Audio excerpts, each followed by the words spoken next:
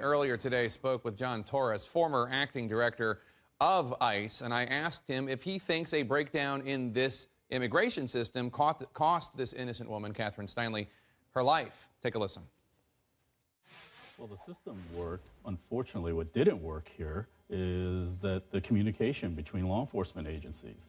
ICE had sent a request over to San Francisco Sheriff's Office saying that they wanted to be notified when this suspect was going to be released from their custody. And unfortunately, that particular law enforcement agency has a policy in place that says they will not honor those ICE notifications.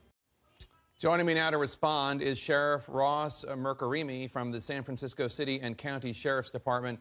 Mr. Sheriff, thanks so much for joining me. You heard Mr. Torres there. He says that you should have alerted ICE before you released the suspect. What is your response? Mr. Torres and ICE knows that San Francisco City and County changed its laws, amending the ICE policy well over a year ago, just like 50 counties in the state of California and well over 300 cities in the United States.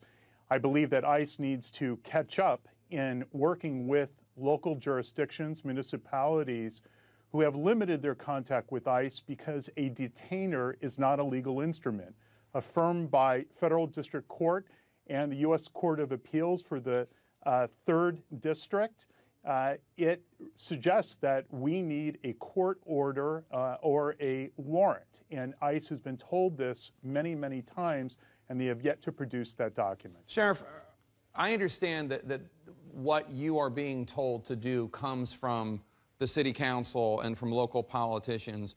Do you want to be telling ICE when you catch these individuals, and you're restrained by what you're being told by the politicians to do, or do you actually think this is a good policy? Well, I'm the sheriff, and I am adhering to the laws that I am supposed to follow. We have had direct meetings with the Deputy Director of Homeland Security and Director Johnson himself of Homeland Security earlier this year with a number of the Bay Area sheriffs and others who have said that our municipal laws are changing in absence of a comprehensive federal immigration policy.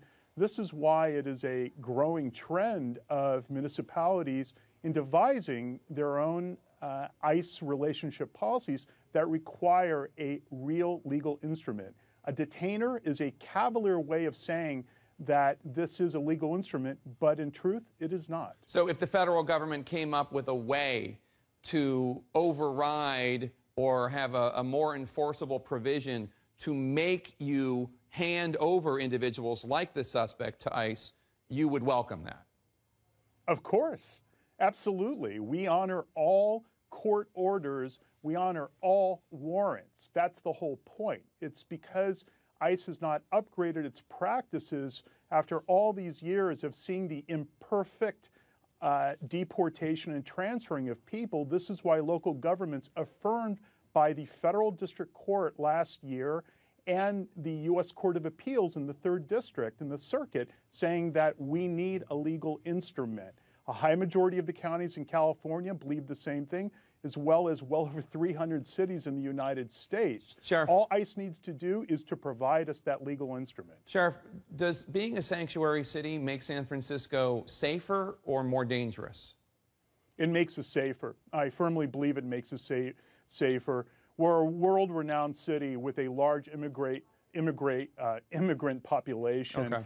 And of that population is a population that is also here undocumented. For a law enforcement perspective, we want to build trust with that population, and our sanctuary city and other attendant laws have allowed us to do that. All right, Sheriff Ross Mirkarimi, thank you so much. Appreciate it.